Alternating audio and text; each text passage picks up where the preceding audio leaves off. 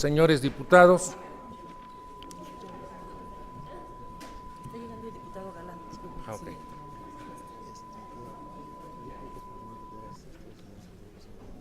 Sí, está. Señoras diputadas, señores diputados, damos inicio a los trabajos de la sesión ordinaria del día de hoy, martes 6 de mayo del año 2014.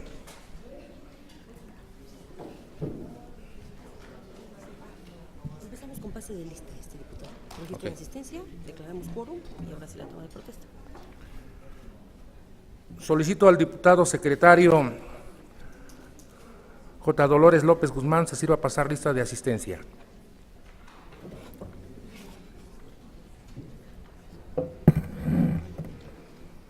Con su permiso, diputado presidente. Diputado Celestino Abrego Escalante. Diputado Javier Amador de la Fuente. Diputada Edita Vilés Cano.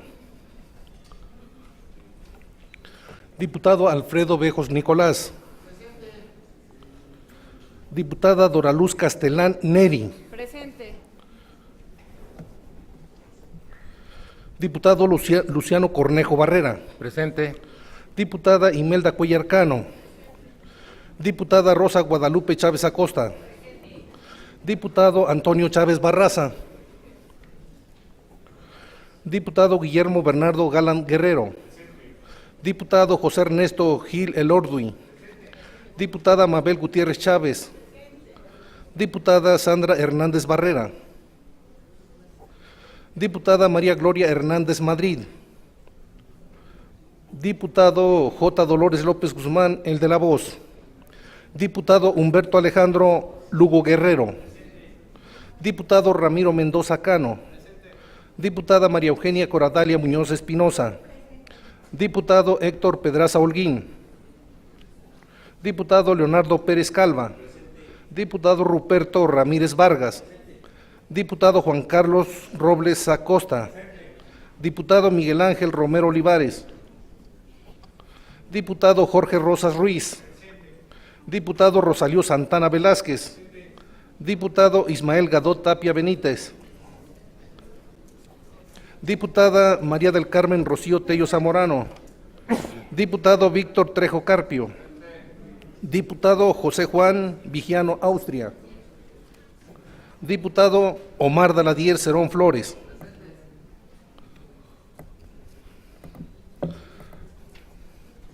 Le informo que están 22 diputados presentes, diputado presidente. ¿Es cuánto? Se integró otro compañero, diputado Antonio Chávez Barraza, 23 diputados presentes. ¿Es cuánto? Gracias, diputado. Hay quórum, por lo tanto, todos los acuerdos que se tomen serán válidos.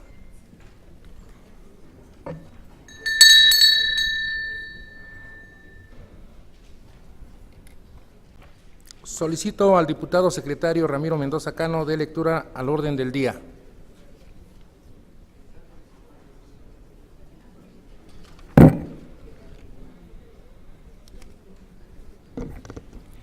Con su permiso, diputado presidente. Adelante, diputado. Orden del día de la sesión ordinaria del 6 de mayo de 2014.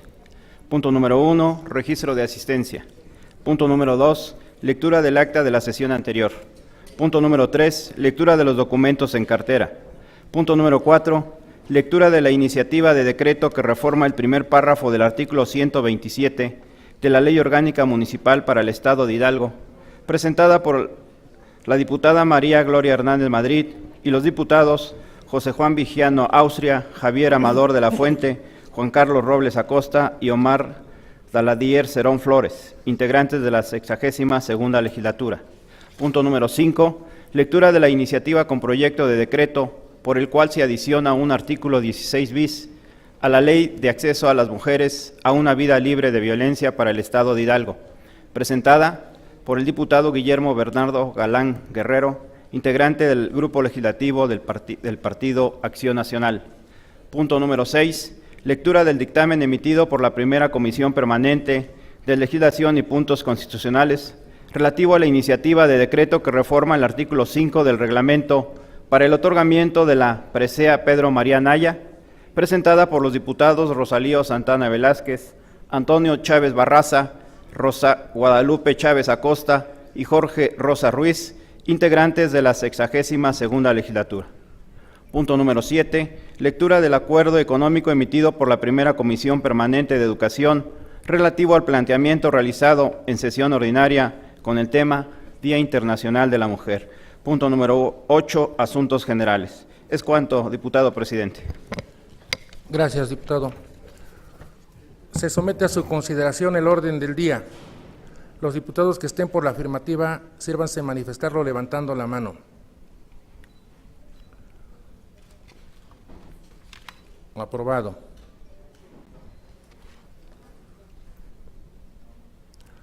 Someto a consideración del Pleno la dispensa de la lectura y aprobación del acta de la sesión anterior.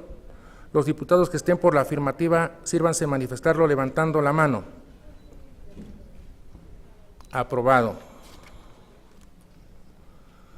Dentro del punto número 3 del orden del día, solicito al diputado secretario Ramiro Mendoza Cano de lectura a los documentos en cartera.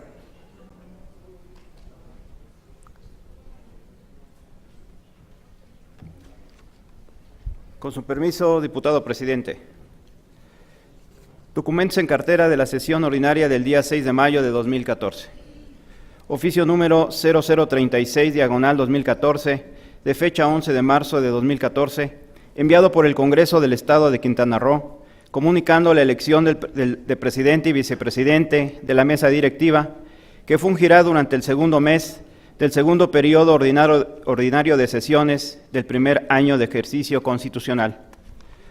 Oficio número 560/2013, de fecha 14 de marzo de 2014, enviado por el H. Congreso del Estado de Puebla, comunicando la elección del diputado Sergio Salomón Céspedes Peregrina como secretario de la mesa directiva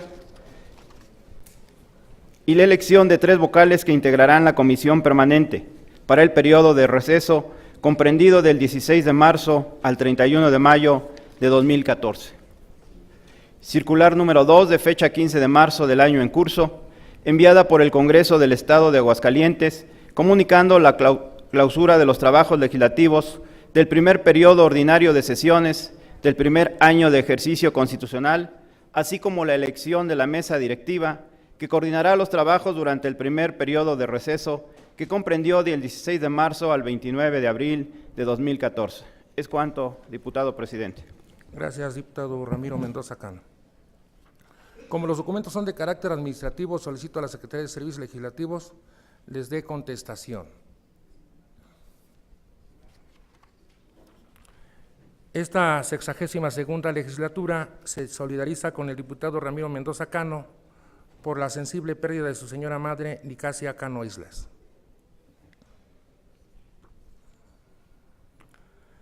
Dentro del punto número 4 del orden del día, escucharemos la lectura de la iniciativa de decreto que reforma el primer párrafo del artículo 127 de la Ley Orgánica Municipal para el Estado de Hidalgo, presentada por la diputada María Gloria Hernández Madrid y los diputados José Juan Vigiano Austria, Javier Amador de la Fuente, Juan Carlos Robles Acosta y Omar Daladier Cerón Flores, integrantes de la 62ª legislatura, para lo cual solicito al diputado Omar Daladier Cerón Flores dé lectura a la mencionada iniciativa.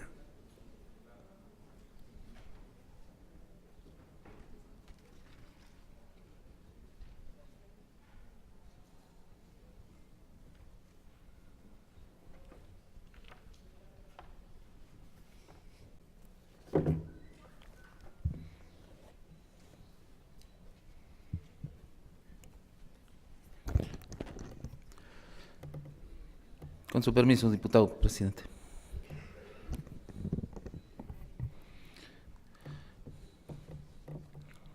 Diputado Luciano Cornejo Barrera, presidente de la directiva del Congreso del Estado Libre y Soberano de Hidalgo.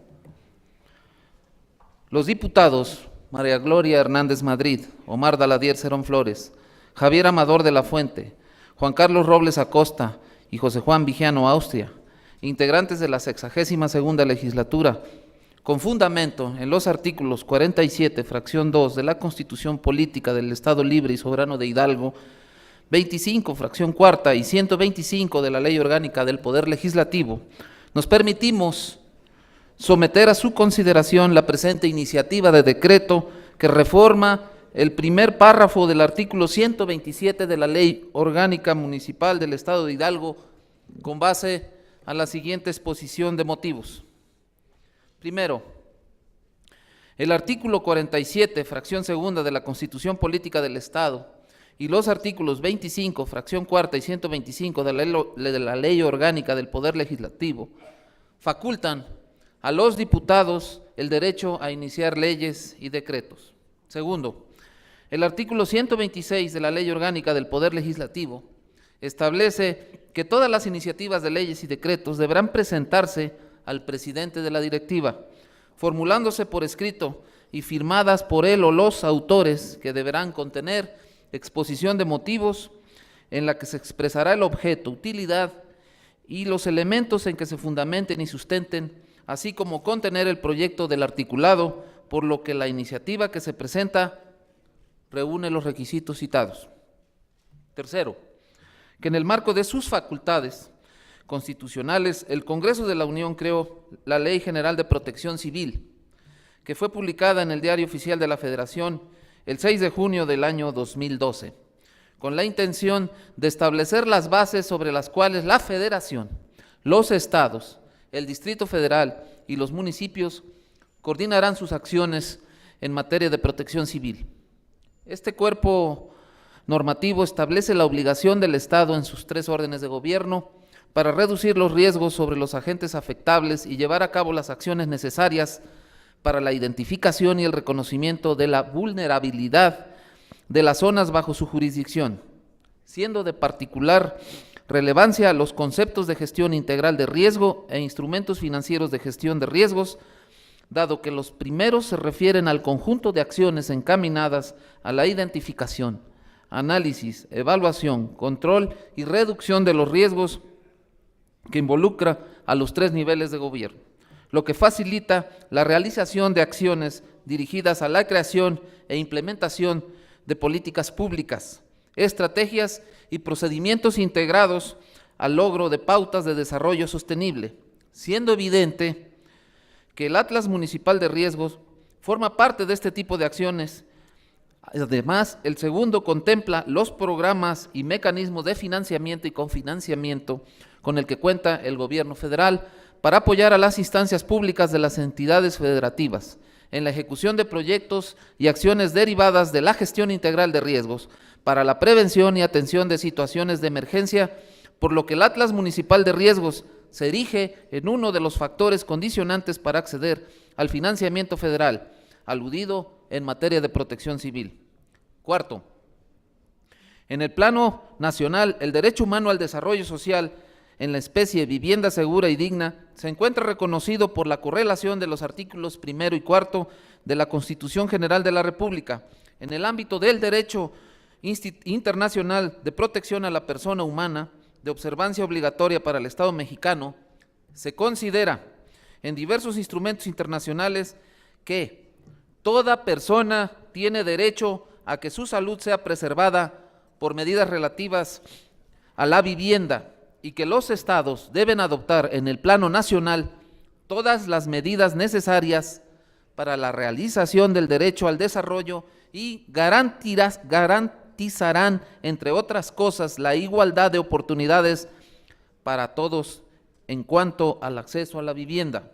En ese sentido, las autoridades municipales, en el ámbito de su competencia, tienen la obligación constitucional de promover, respetar, proteger y garantizar este derecho, por lo que la creación de su unidad de protección civil y el H Cuerpo de Bomberos, así como con el Atlas de Riesgo Municipal, no pueden estar sujetas a discrecionalidad de los presidentes municipales, como lo establece el texto actual de la Ley Orgánica Municipal, en el sentido de que en cada municipio podrá existir una dirección de protección civil y un cuerpo de bomberos, dado que esta unidad es considerada como parte fundamental de la observancia debida al derecho humano, al desarrollo humano y a la vivienda segura y digna, por lo que no es dable invocar las disposiciones de derecho interno, aún las de naturaleza presupuestal, para eximirse de tal obligación.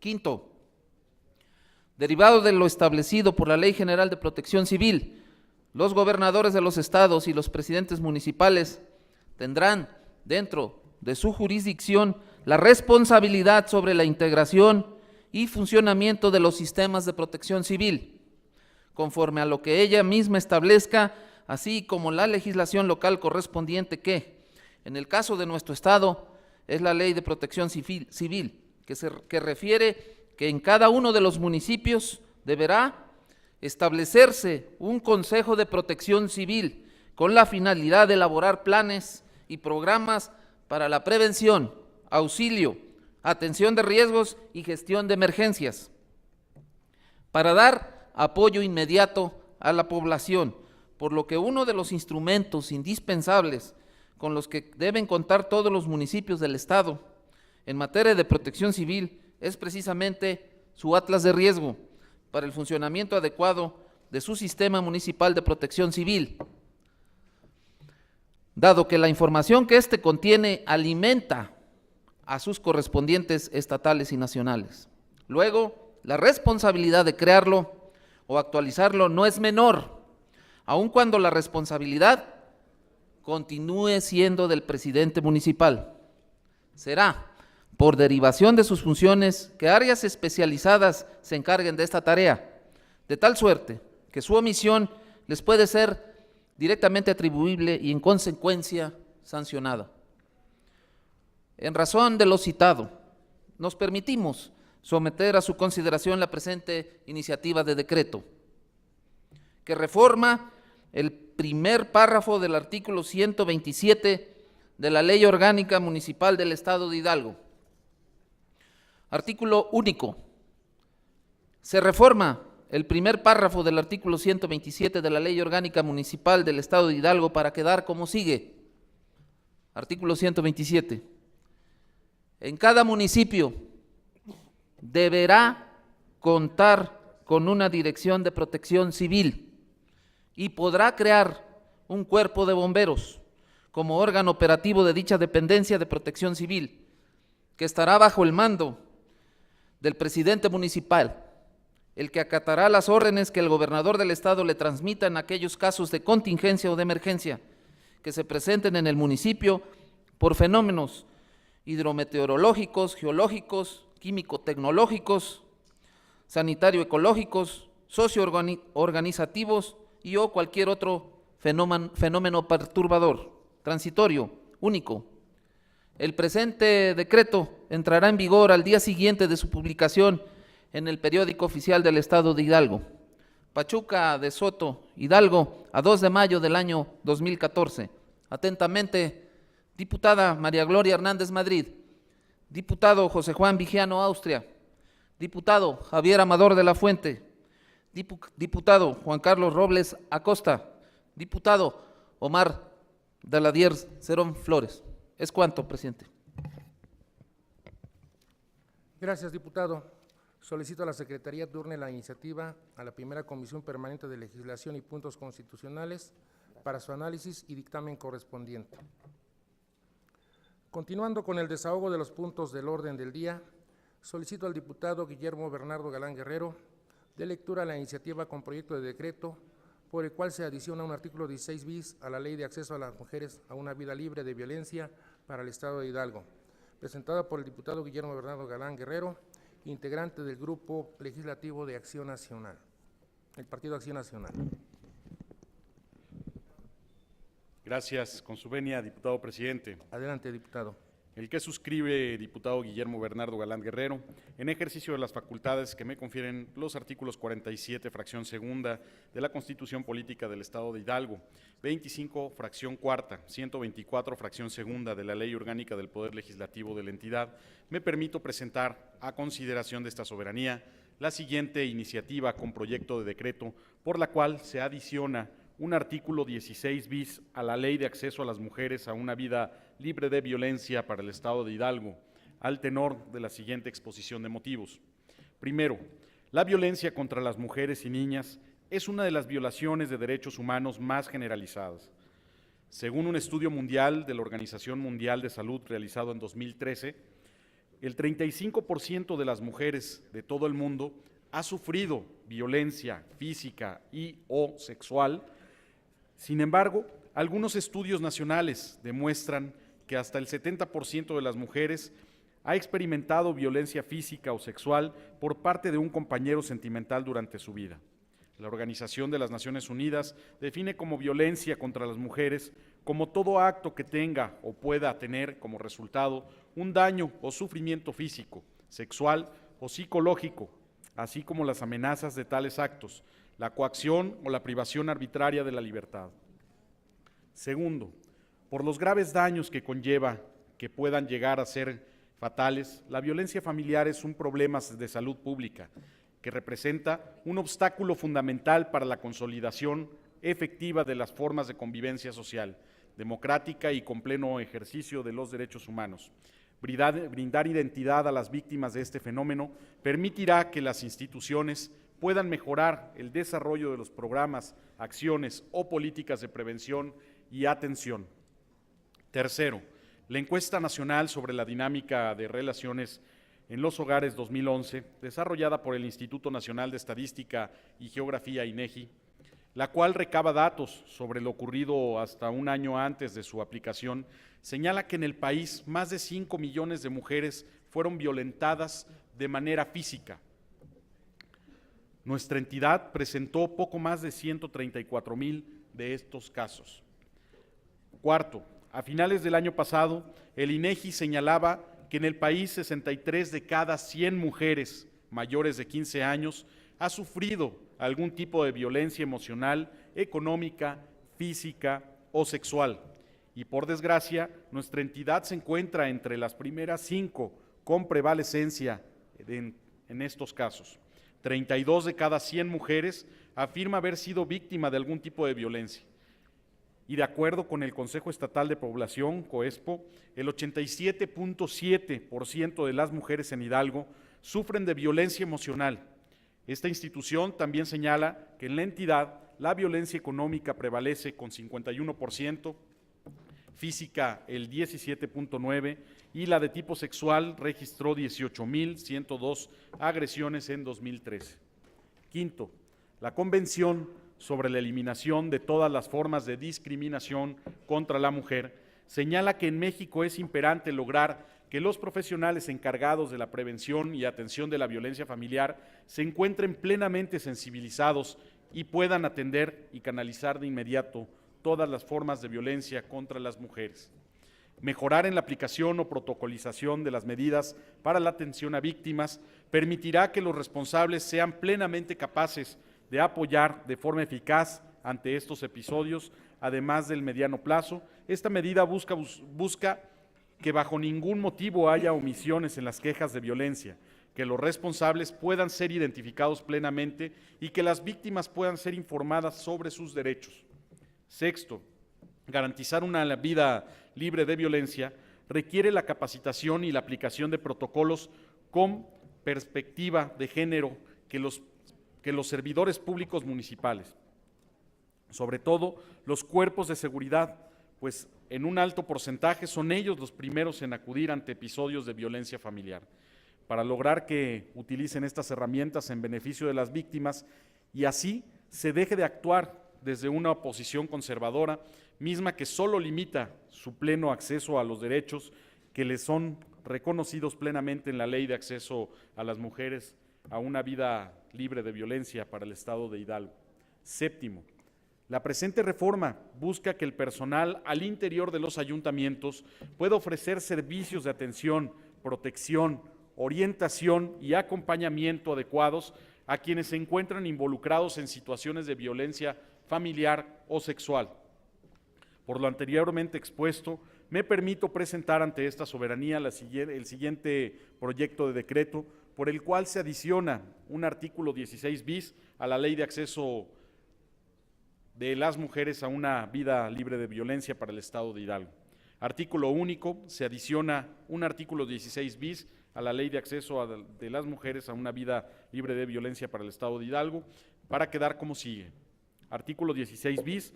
Los ayuntamientos, en el ámbito de sus competencias, deberán fomentar el desarrollo de programas de capacitación y aplicación de protocolos con perspectiva de género, orientados a los servidores públicos, en especial a los cuerpos de seguridad pública municipal, en el ejercicio de sus funciones, con el fin de brindarles las herramientas suficientes para la intervención en episodios de violencia familiar. Transitorios. Primero, el presente decreto entrará en vigor al día siguiente de su publicación en el periódico oficial del Estado de Hidalgo. Y segundo, se derogan todas las disposiciones que se opongan a las contenidas en el presente decreto. Es cuanto, diputado presidente. Gracias, diputado. Solicito a la Secretaría turne la iniciativa a la primera Comisión Permanente de Seguridad Ciudadana y Justicia para su análisis y dictamen correspondiente. Dentro del siguiente punto del orden del día, escucharemos la lectura del dictamen emitido por la primera Comisión Permanente de Legislación y Puntos Constitucionales, relativo a la iniciativa de decreto que reforma el artículo 5 del reglamento para el otorgamiento de la presea Pedro María Anaya, presentada por los diputados Rosalío Santana Velázquez, Antonio Chávez Barraza, Rosa Guadalupe Chávez Acosta y Jorge Rosas Ruiz, integrantes de la 62ª legislatura, para lo cual solicito al diputado Víctor Trejo Carpio de lectura al mencionado dictamen.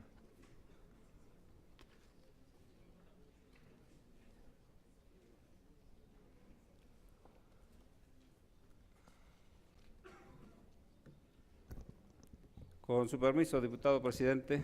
Adelante, diputado. Buenos días, compañeras diputadas, compañeros diputados. Primera Comisión Permanente de Legislación y Puntos Constitucionales. Diputadas y diputados integrantes de la 62ª legislatura.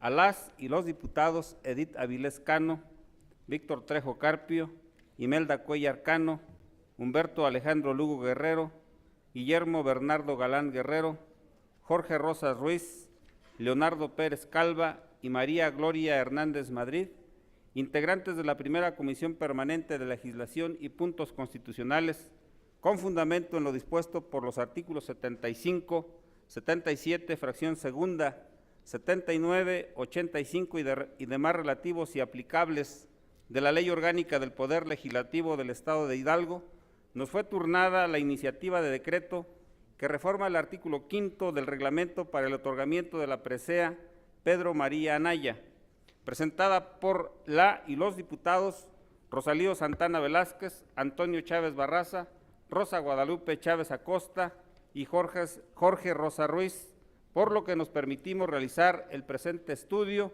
de acuerdo a los siguientes antecedentes. Primero, en sesión ordinaria de fecha 27 de marzo del año en curso, por instrucciones de la Presidencia de la Directiva, nos fue turnada la iniciativa de decreto que reforma el artículo 5 del reglamento para el otorgamiento de la presea Pedro María Anaya. Segundo, el asunto de cuentas se registró en el libro de gobierno de la primera Comisión Permanente de Legislación y Puntos Constitucionales con el número 50/2014, por lo que, en mérito de lo expuesto y considerando, primero, que la comisión que suscribe es competente para conocer sobre el presente asunto, con fundamento en lo dispuesto por los artículos 2, 75 y 77, fracción segunda, de la Ley Orgánica del Poder Legislativo. Segundo, que los artículos 47, fracción segunda, de la Constitución Política del Estado de Hidalgo y 124, fracción segunda, de la Ley Orgánica del Poder Legislativo, así como el facultan a los diputados para iniciar leyes y decretos, por lo que la iniciativa que se estudia reúne los requisitos establecidos en la ley. Tercero, que quienes integramos la primera Comisión Permanente de Legislación y Puntos Constitucionales coincidimos con lo expuesto en la iniciativa en estudio, al señalar que el día 8 de abril de 1980 se instituye la presea Pedro María Anaya, que es impuesta a hidalguenses destacados en el terreno de la administración pública, la cultura, el arte, las letras, las ciencias, la tecnología y en general a cualquiera de las actividades humanas que enaltezcan al Estado de Hidalgo y por consiguiente a la República. Por consiguiente, en sesión ordinaria de fecha 31 de julio del año 2006, se aprobó el decreto número 195, mediante el cual se reforma el artículo 2º, 3º y 5º del decreto número 45, publicado en el Periódico Oficial del Estado del 8 de abril del año 1980, por el que se instituyó la presea Pedro María Anaya, mismo que fue publicado en el Periódico Oficial del Estado de fecha 14 de agosto de 2006 y reformado el 4 de diciembre del mismo año. Cuarto, que en tal razón, una de las principales tareas que al legislador se le confiere constitucionalmente es el de analizar permanentemente los ordenamientos legales que rigen a todos los hidalguenses, siendo el espíritu fundamental el de adecuar y actualizar la normatividad, y en este caso en particular el reglamento para el otorgamiento de la presea Pedro María Anaya, para que tenga una aplicabilidad exacta, partiendo de las modificaciones que se han realizado a la estructura legal y administrativa del Congreso del Estado de Hidalgo. Quinto, que de igual manera se expresa que dicho reglamento es de gran importancia por tener el carácter de regular el procedimiento mediante el cual se entrega la presea Pedro María Anaya, que infiere a un personaje importante en la historia de nuestro Estado y país, por lo que se entrega anualmente a un ciudadano o ciudadana de la entidad, destacando por su obra y aportaciones en las diversas áreas del conocimiento humano o del arte, que hayan redundado en beneficio de la entidad o hayan coadyuvado al desarrollo de la misma. Sexto, que en tal razón coincidimos con lo expresado en la iniciativa en análisis al referir que actualmente el reglamento para el otorgamiento de la presea Pedro María Anaya necesita reformarse en su artículo 5º, ya que contiene la descripción de coordinador de la Junta de Coordinación Legislativa, lo que indudablemente necesita hacerse concordante con la denominación actual de presidente de la Junta de Gobierno, término acuñado en las reformas realizadas a la ley orgánica de este Poder Legislativo. Séptimo, que en virtud de lo anteriormente expuesto y derivado del estudio de la iniciativa en mérito, al seno de la primera Comisión Permanente de Legislación y Puntos Constitucionales, es que consideramos pertinente la aprobación de la misma, a razón de armonizar los ordenamientos institucionales que rigen la diversa actividad legislativa. Por lo anteriormente expuesto y con fundamento en lo dispuesto por los artículos 140 y 141 de la Ley Orgánica del Poder Legislativo, los integrantes de la primera Comisión Permanente de Legislación y Puntos Constitucionales nos permitimos presentar a la consideración del Pleno el siguiente dictamen. Artículo único. Con base en las consideraciones expuestas, es de aprobarse la iniciativa de decreto que reforma el artículo 5º del reglamento para el otorgamiento de la presea Pedro María Anaya, presentada por la y los diputados Rosalío Santana Velázquez, Antonio Chávez Barraza, Rosa Guadalupe Chávez Acosta y Jorge Rosa Ruiz. Para efecto de lo anterior, la comisión que suscribe se permite someter a la consideración del Pleno el siguiente proyecto de decreto, que reforma el artículo 5º del reglamento para el otorgamiento de la presea Pedro María Anaya. Artículo único. Se reforma el artículo 5º del reglamento para el otorgamiento de la presea Pedro María Anaya para quedar como sigue. Artículo 5º. El reconocimiento será de pergamino natural, donde se exaltarán las principales aportaciones que motivan el otorgamiento de la presea y será firmado por el presidente de la Junta de Gobierno, así como por el presidente y secretarios de la directiva en turno. Transitorios. Único. Envíese el presente decreto al Ejecutivo del Estado para su publicación. Aprobado que sea el presente dictamen, elabórese el decreto correspondiente y túrnese al Ejecutivo del Estado para los efectos del artículo 51 de la Constitución Política del Estado, elaborado en la Sala de Comisiones del Congreso del Estado Libre y Soberano de Hidalgo, en la ciudad de Pachuca de Soto, a los 2 días del mes de mayo del año 2014, por la primera Comisión Permanente de Legislación y Puntos Constitucionales, diputada Edith Avilés Cano, presidenta, diputado Víctor Trejo Carpio, secretario, diputada Imelda Cuellar Cano, secretaria, diputado Humberto Alejandro Lugo Guerrero, integrante, diputado Guillermo Bernardo Galán Guerrero, integrante, diputado Jorge Rosa Ruiz, integrante, diputado Leonardo Pérez Calva, integrante, diputada María Gloria Hernández Madrid, integrante. Es cuanto, diputado presidente. Gracias, diputado. De conformidad con lo que establecen los artículos 144 y 145 de nuestra ley orgánica, daremos paso a la discusión del dictamen referido, en lo general y en lo particular, por lo que quienes deseen hacer uso de la palabra, sírvanse manifestarlo haciendo notar si su participación es en pro o en contra del dictamen. Por lo tanto, se abre el registro de oradores.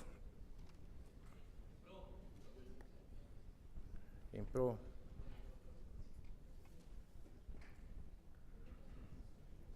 De acuerdo con el registro de oradores y con fundamento en lo que establecen los artículos 145 de la Ley Orgánica y 73 del reglamento, se concede el uso de la palabra al diputado Rosalío Santana Velázquez en pro. Hasta por 10 minutos.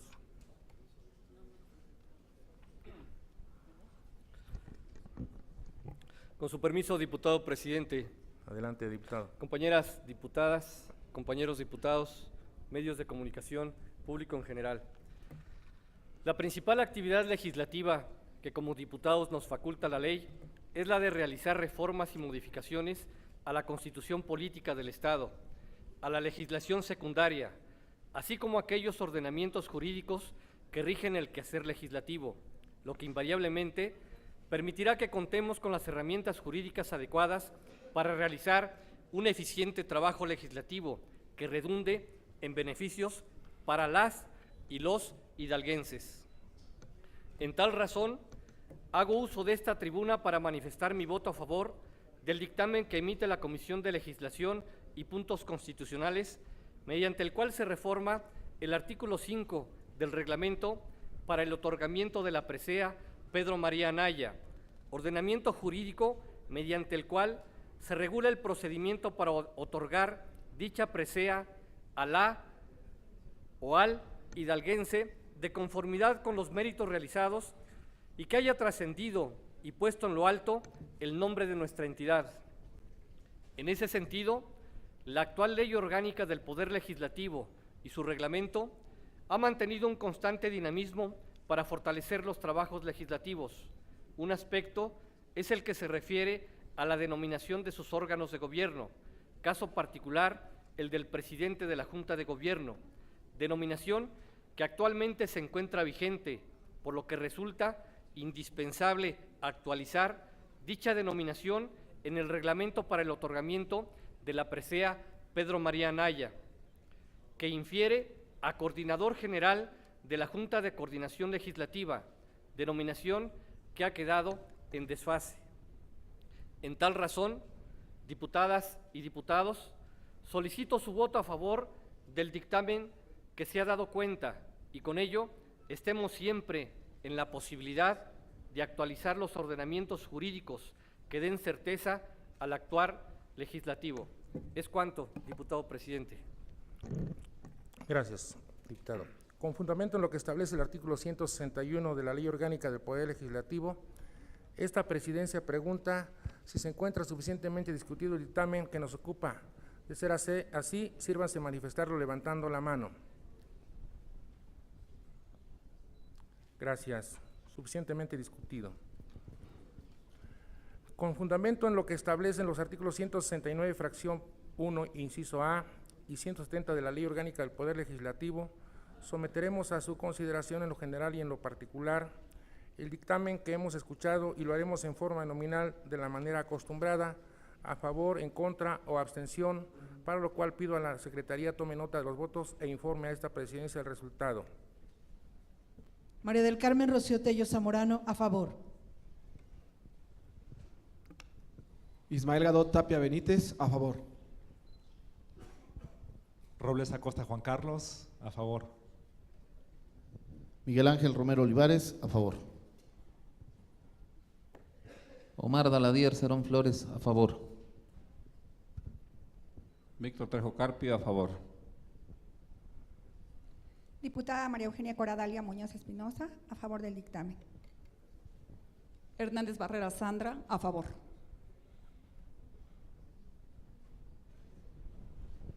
Imelda Cuellar Cano, a favor del dictamen. Ábrego Escalante Celestino, a favor. Antonio Chávez Barraza, a favor del dictamen. Diputado Jorge Rosas Ruiz, a favor del dictamen. Rosalío Santana, a favor del dictamen. Humberto Lugo Guerrero, a favor. Alfredo Bejos Nicolás, a favor. Mabel Gutiérrez Chávez, a favor. Ernesto Gil Elordui, a favor. Diputado Javier Amador de la Fuente, a favor. Guillermo Galán, a favor. Diputado Ruperto Ramírez, a favor. Leonardo Pérez Calva, en pro del dictamen.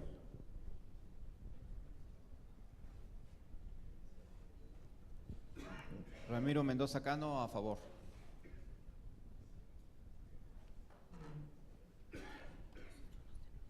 J. Dolores López Guzmán, a favor del dictamen.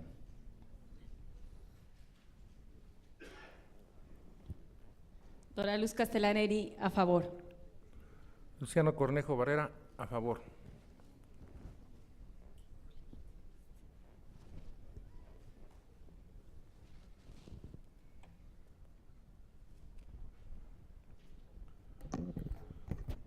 Le informo, diputado presidente, que se han pronunciado 25 diputados a favor, 0 en contra, 0 abstenciones.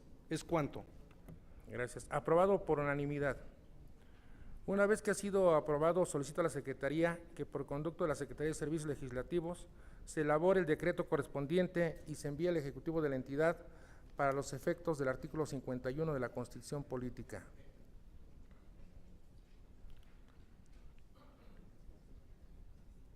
Solicito al diputado Ramiro Mendoza Cano dé lectura al acuerdo económico emitido por la Primera Comisión Permanente de Educación relativo al planteamiento realizado en sesión ordinaria con el tema Día Internacional de la Mujer.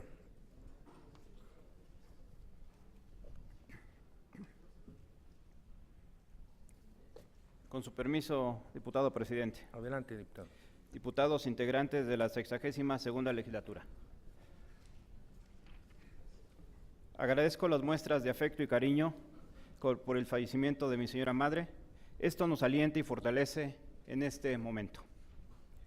A los diputados Alfredo Bejos Nicolás, Omar Daladier Cerón Flores, Celestino Ábrego Escalante, Víctor Trejo Carpio y Ramiro Mendoza Cano, integrantes de la Primera Comisión Permanente de Educación, por instrucciones de la Presidencia de la Directiva del Congreso del Estado, en sesión ordinaria de fecha 11 de marzo de 2014, nos fue turnada, para los efectos procedentes, el planteamiento de la diputada Dora Luz Castellaneri con el tema Día Internacional de la Mujer, por lo que con fundamento en lo dispuesto por los artículos 75, 77, fracción 5 de la Ley Orgánica del Poder Legislativo del Estado de Hidalgo, nos permitimos realizar el presente estudio con base en los siguientes antecedentes. Primero, la Comisión Legislativa actuante registró el presente asunto en el libro de gobierno, quedando radicado bajo el número 01/2014.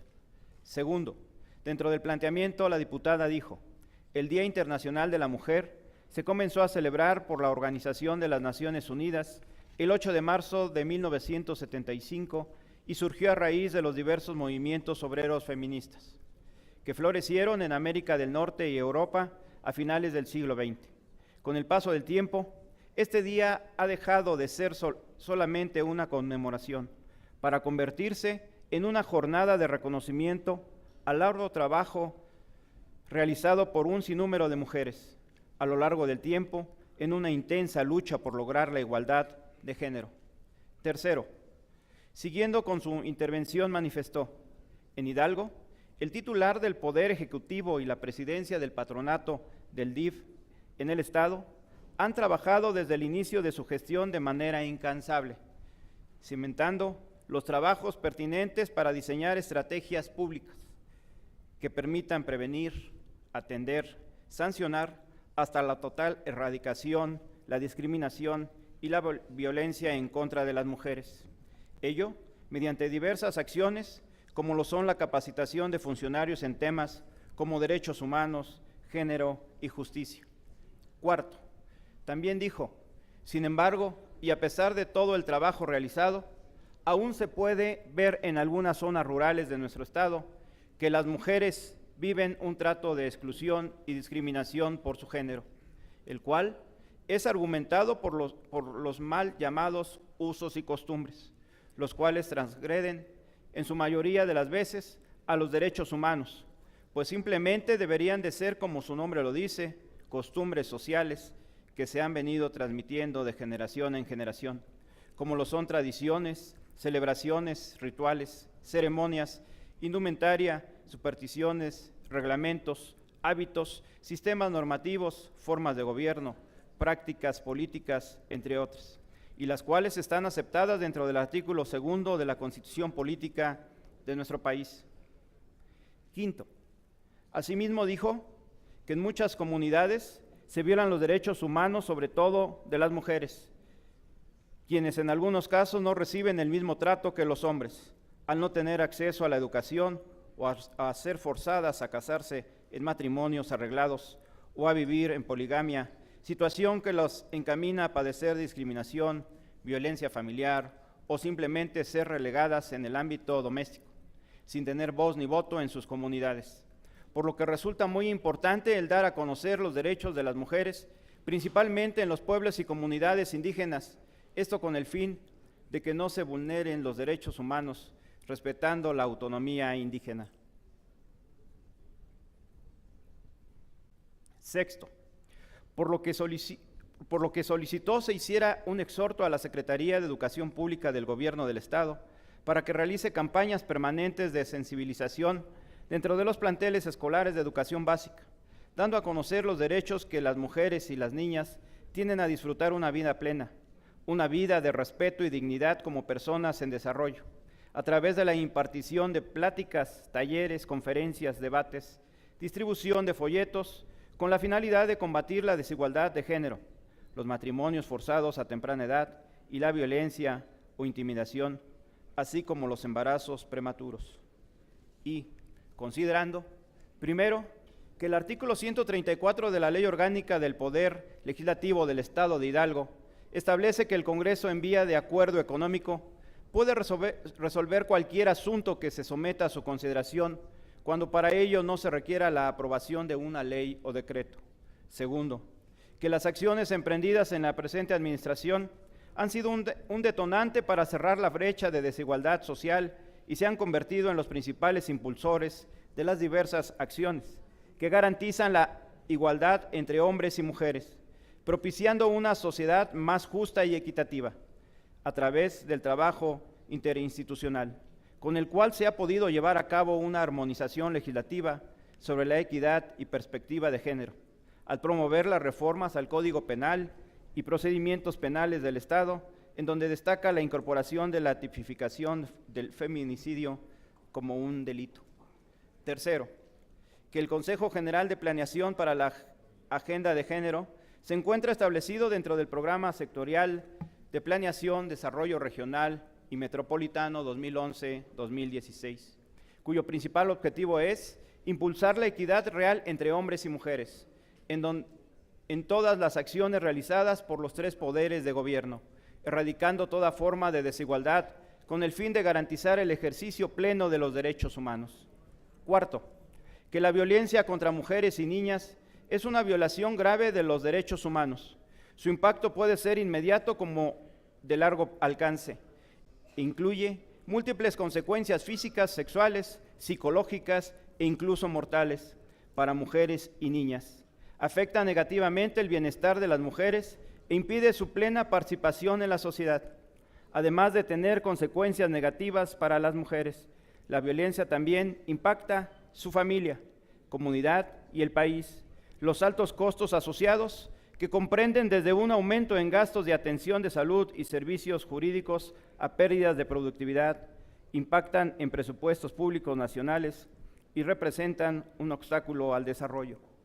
Quinto, que las Naciones Unidas definen la violencia contra la mujer como todo acto de violencia de género que resulte o pueda tener como resultado un daño físico, sexual o psicológico para la mujer, inclusive las amenazas de tales actos, la coacción o la privación arbitraria de libertad, tanto si se produce en la vida pública como en la privada.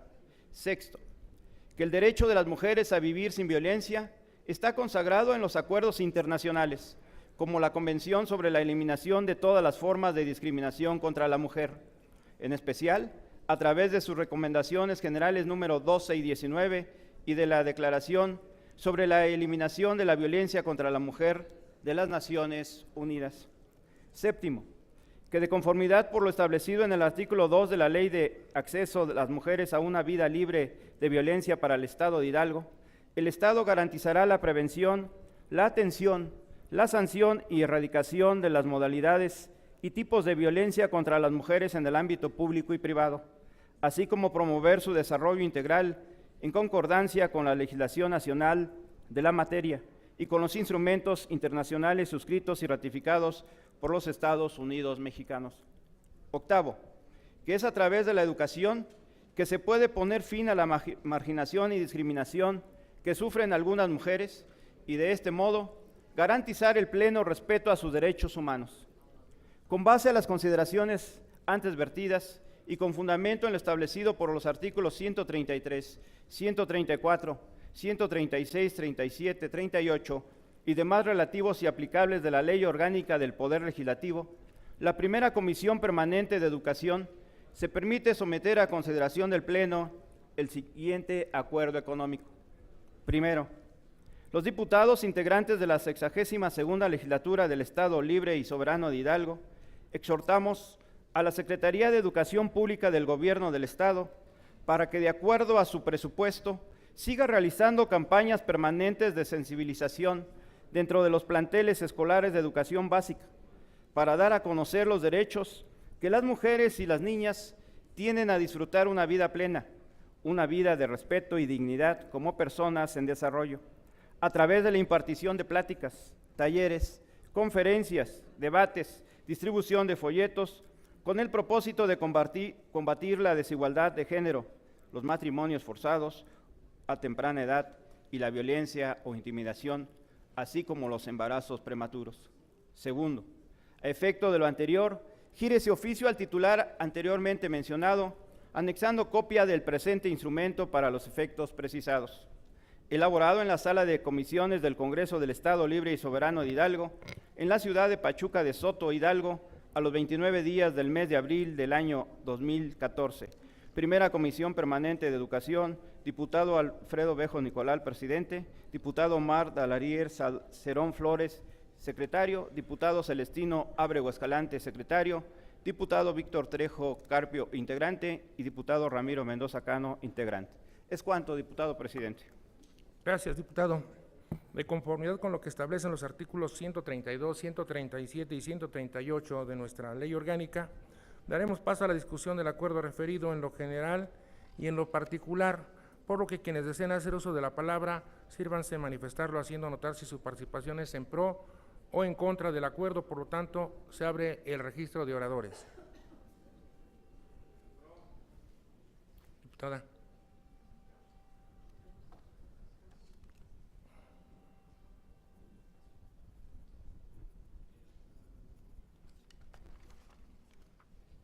De acuerdo con el registro de oradores, se concede el uso de la palabra al diputado Víctor Trejo Carpio.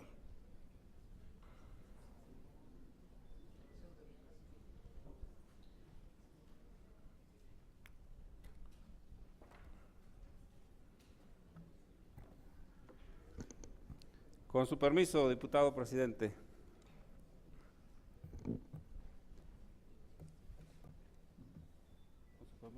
Adelante, presidente. Perdón, adelante, diputado. El Día Internacional de la Mujer es una ocasión para hacer un balance del progreso conseguido en materia de igualdad de género y emancipación de la mujer.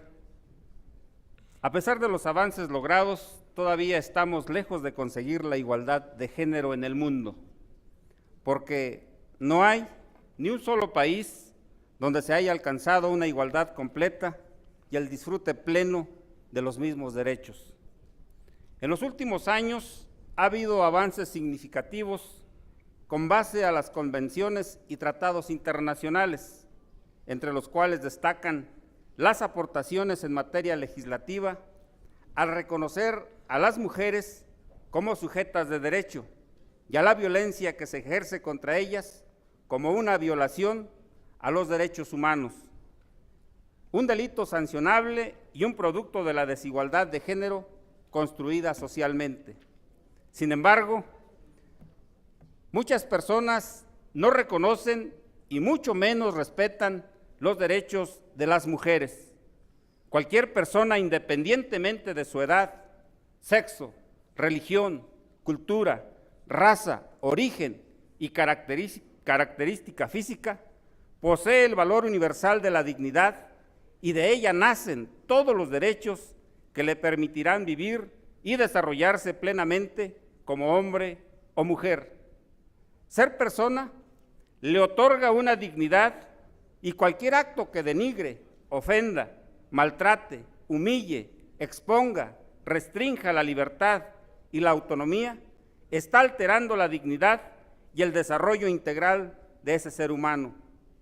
La violencia contra la mujer es una forma de discriminación y una violación de los derechos humanos, porque causa sufrimientos indecibles, cercena vidas y deja a incontables mujeres viviendo un dolor y temor, causando perjuicio a las familias durante generaciones, empobrece a las comunidades y refuerza otras formas de violencia en las sociedades.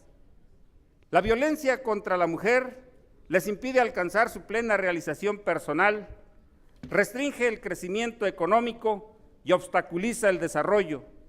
La generalización y el alcance de la violencia contra la mujer ponen de manifiesto el grado y la persistencia de la discriminación con que siguen tropezando las mujeres. Los datos arrojados por el INEGI mencionan que en el país se calcula que el 63% de las mujeres mayores de 15 años ha padecido algún tipo de violencia emocional, económica, física, sexual o patrimonial, en la mayoría de los casos cometida por sus propias parejas sentimentales. El estado de Hidalgo se encuentra en el 5º lugar nacional de las entidades con mayor número de casos de violencia de género, siendo los municipios de Tulancingo, Huejutla, Ixmiquilpan, Pachuca y Mineral de la Reforma, donde existe el mayor número de violencia contra las mujeres. Hay que considerar que los derechos humanos de la mujer y de la niña son parte inalienable, integrante e indivisible de los derechos humanos. La plena participación en condiciones de igualdad de la mujer en la vida política, civil, económica, social y cultural, en los planos nacional, regional e internacional, y la erradicación de todas las formas de discriminación basadas en el sexo, son objetivos prioritarios de la comunidad en general. La violencia contra las mujeres es un problema estructural y multifactorial en el que la prevención es fundamental y posee un carácter integral que vincula todas las acciones del Estado. Así, la prevención es jurídica, política, criminológica, administrativa o sociocultural y tiene distintos alcances y niveles, pero su fin último es garantizar los derechos humanos de las mujeres y evitar su afectación mediante la comisión de conductas delictivas o contrarias a la ley, como las que constituyen las modalidades y tipos de violencia de género. La prevención debe empezar en las primeras etapas de la vida, mediante la educación de los niños y niñas que promuevan las relaciones de respeto y la igualdad de género. el trabajo con los jóvenes es la mejor opción para lograr un progreso rápido y sostenido en materia de prevención y erradicación de la violencia de género. Aunque las políticas públicas y las intervenciones suelen pasar por alto esta etapa de la vida, se trata de una época crucial durante la cual se forman los valores y normas relativas a la igualdad de género. Es muy importante fortalecer la formación del personal docente, directivo y personal de apoyo técnico-pedagógico en perspectiva de género y no discriminación, así como el de asegurar que los contenidos pedagógicos de los libros de texto de educación básica incorporen la perspectiva de género para que se eliminen prejuicios y estereotipos que generan conductas de discriminación o violencia contra las mujeres. Asimismo, elaborar y asegurar que se distribuyan los materiales educativos que permitan a las niñas, niños y sus familias tomar conciencia sobre la importancia de desnaturalizar la violencia contra las mujeres. Es por ello que se vuelve indispensable que la Federación, en coordinación con las entidades federativas y los sectores públicos y privados, conjunten esfuerzos y acciones para crear políticas públicas que permitan brindar servicios especializados de detección y atención inmediata a la violencia contra las mujeres, con protección a su integridad y con programas eficaces a mediano y largo plazo, que permitan a las mujeres acceder a una vida libre de violencia y al goce pleno de todos sus derechos. Por lo que las diputadas que integramos esta 62ª legislatura, convencidos de que la eliminación de la violencia contra la mujer es condición indispensable para su desarrollo individual y social y su plena igualitaria participación en todas las esferas de la vida, solicito su voto a favor del acuerdo económico suscrito por la primera Comisión Permanente de Educación. Es cuanto, diputado presidente. Gracias, diputado. De acuerdo con el registro de oradores, se le concede el uso de la palabra a la diputada Imelda Cuellar Cano, con fundamento en lo que establece el artículo 145 de nuestra ley orgánica.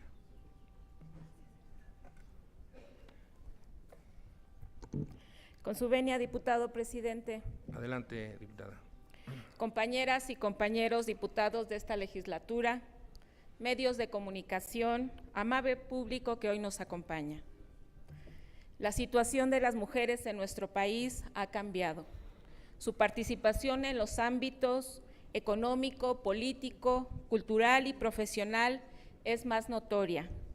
Sin embargo, el pleno ejercicio de sus derechos se ve obstaculizado por la violencia y discriminación que todavía prevalece en la vida de las niñas y de las mujeres. Mejorar sus condiciones de vida no solo depende de la asignación de recursos suficientes para impulsar la creación de oportunidades con equidad e igualdad de género. Es necesario reconocer que las escuelas son generadoras de profundos cambios sociales, ya que se trata de un campo fértil para empezar a generar las condiciones adecuadas para el cambio cultural en materia de igualdad de género. La verdadera educación es la que se hace mejores a las personas a través de la adquisición de conocimientos, habilidades y actitudes orientadas tanto al bienestar colectivo como individual, contribuyendo a sembrar los cimientos de un futuro fructífero y productivo para cada uno de sus miembros. Por ello, realizar campañas permanentes de sensibilización dentro de los planteles de educación básica, en donde se dan a conocer los derechos de las niñas y las mujeres a disfrutar de una vida libre de violencia y discriminación en cualquiera de sus formas, acercará a los miembros de la sociedad a establecer relaciones más igualitarias, solidarias, respetuosas y positivas. Este tipo de prácticas orientará a las niñas a elegir qué tipo de personas quieren ser y cómo desean vivir. Las impulsará a adquirir y desarrollar sus capacidades intelectuales, humanas, espirituales y creativas. Les ayudará a obtener información clara y precisa de su cuerpo y de formas renovadas de vivir su sexualidad, a revalorar su identidad más allá de los estereotipos de belleza, dándole importancia a su realización personal y a su participación efectiva dentro de la sociedad como agentes de cambio. Igualmente, los niños aprenderán a superar las barreras de género y los enseñará a establecer relaciones carentes de jerarquía entre lo masculino y lo femenino, sensibilizándoles sobre las fortalezas de las diferencias entre los géneros. Les ayudará a entender su entorno en base al respeto de los otros, adoptando formas de vida saludables, libres de conductas violentas, discriminatorias o intimidatorias hacia las mujeres. No hay que olvidar que la información es poder. Abastecer de ella a nuestras niñas y niños propiciará que se conozcan entre ellos y que aprendan a respetarse y a comunicarse, haciendo individuos con criterios propios, libres, autónomos y capaces de afrontar unidos las emergentes necesidades de la sociedad. La formación en los planteles educativos, conjuntamente con la educación familiar, deben ser el vínculo mediante el cual se inicie la creación de condiciones para la equidad de género. Por ello, que el día de hoy me sumo y apoyo categóricamente este acuerdo económico para que se erradique la violencia y las prácticas que promuevan la discriminación y las desigualdades entre las mujeres y los hombres de este Estado.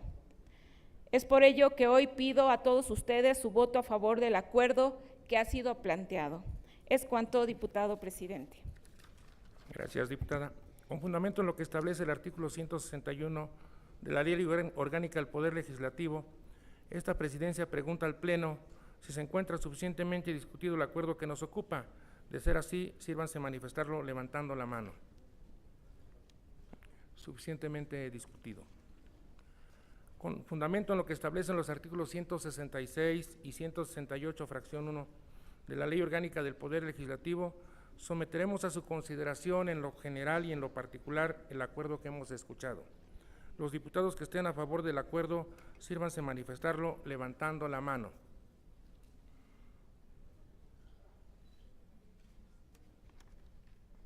Los que estén en contra, abstenciones. Aprobado por unanimidad. Solicito a la Secretaría de Servicios Legislativos de cumplimiento al mismo. Esta presidencia le da la más cordial bienvenida a compañeras y compañeros regidores de los municipios de Acaxochitlán, Tizayuca, Mineral de la Reforma y compañeras y compañeros militantes del Partido de la Revolución Democrática. Muchas gracias por estar en este recinto.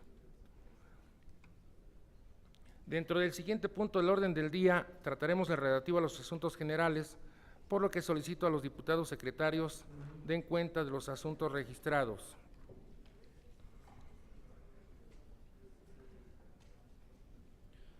Con su permiso, diputado presidente. Adelante, diputado.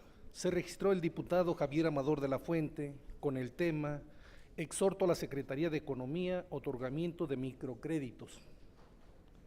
Asimismo, se registró el diputado Rosalío Santana Velázquez con el tema 5 de mayo. ¿Es cuanto, diputado presidente? Gracias, diputado.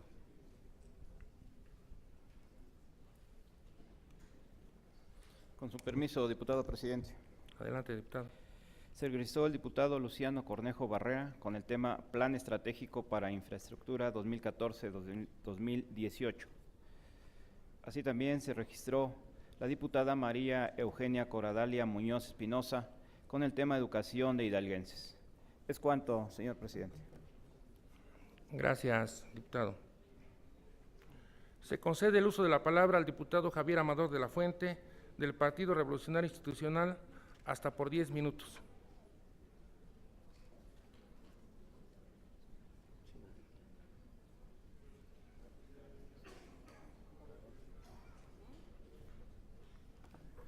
Con su permiso, diputado presidente.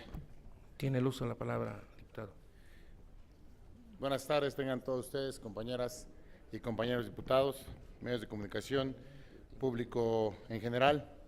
El suscrito diputado Javier Amador de la Fuente, del Partido Revolucionario Institucional, integrante de la 62ª legislatura de este Estado, con fundamento en lo dispuesto por los artículos 132, 133, fracción primera, 136 y 137 de la Ley Orgánica del Poder Legislativo vigente en la entidad, me permito someter a consideración del Pleno de esta soberanía la propuesta de acuerdo económico para que se exhorte al Secretario de Desarrollo Económico en la entidad y a la delegada de la Secretaría de Economía a efecto de que promuevan y asesoren respecto de proyectos productivos acorde al Distrito 17 e implementen un programa especial de apoyos a deudores de las cajas de ahorro, así como al delegado de la Comisión Nacional para la Defensa de los Usuarios de las Instituciones Financieras, para que difunda los derechos de la ciudadanía frente a las sociedades financieras populares, mejor conocidas como cajas de ahorro popular, lo anterior en atención a las siguientes consideraciones.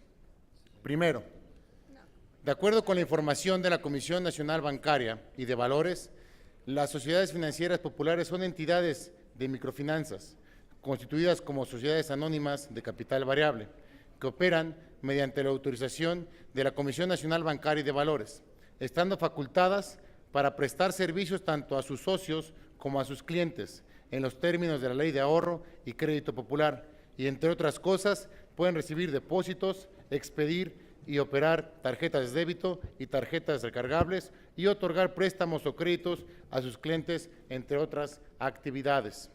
Segunda, según información de la Comisión Nacional para la Defensa de los Usuarios de las Instituciones Financieras, existe alto riesgo de engaño y quebranto por parte de las cajas de ahorro y entidades de crédito popular que prometen préstamos de dinero en efectivo a bajos intereses y que no están registradas ante la Comisión Nacional Bancaria y de Valores, la CNBV. Se tienen registros de que a la fecha solo 99 de las 850 entidades de ahorro y crédito popular en el país son supervisadas por las autoridades y el resto está en proceso o carece de registro, aunado a que la mayoría de estos establecimientos mercantiles realizan con frecuencia prácticas antiéticas, pues se manejan para el cobro de los créditos bajo amenazas de embargo, fuera de todos los procedimientos o presionando bajo el argumento de que procederán penalmente contra el solicitante del crédito del que se trate. Tercero, desgraciadamente, al distrito que hoy represento, el Distrito 17, con cabecera en Jacala, no es la excepción, ya que en campaña pudimos tener la oportunidad de escuchar a más de 600 familias que se han visto afectadas al acudir a solicitar a estas entidades financieras apoyos económicos para poder reactivar sus negocios o en su caso se ven enganchados con préstamos que en apariencia son fáciles de pagar bajo un falso esquema de pagos semanales que a la larga se extiende generando que el deudor se vea rebasado en el pago de los intereses, comprometiendo así su patrimonio, ya que ante la necesidad de contar con un dinero en efectivo de manera pronta, firman toda clase de compromisos financieros sin darle tiempo de leer los documentos que firma y en algunos casos ni el contrato les extienden. Todo ello por el desconocimiento de los derechos como usuarios de estas cajas de ahorro y en el abuso de la buena fe con que se conducen los ciudadanos necesitados. Por ello, es necesario que las instituciones que otorguen estos créditos estén reguladas por organismos gubernamentales. Asimismo, se debe de revisar el marco legal necesario para la creación y la existencia de los microcréditos. Su regulación debe ser tal que se controle perfectamente la generación de organismos generadores de microcréditos. Los esfuerzos deben estar enfocados a los sectores necesitados, pero no se deben de duplicar o encimar unos con otros. De ahí la responsabilidad y que la medida de que estos deben ir bajo el mano de los programas de educación y capacitación con el fin de que los microcréditos o las microempresas tengan éxito y lleven el desarrollo, mejorando el nivel de vida de los hidalguenses. De ahí que durante mi campaña como candidato a la Diputación local recibí diversas peticiones para que apoyara a las personas que se encuentran en una grave situación económica, teniendo como antecedente que ante la falta de recursos económicos, familias enteras solicitaron diversas cantidades de dinero a corto plazo, pensando que esa era la solución a sus problemáticas. Sin embargo, al día de hoy se han visto rebasadas para poder pagar sus deudas, aunando que en la región hay carencia de ingresos.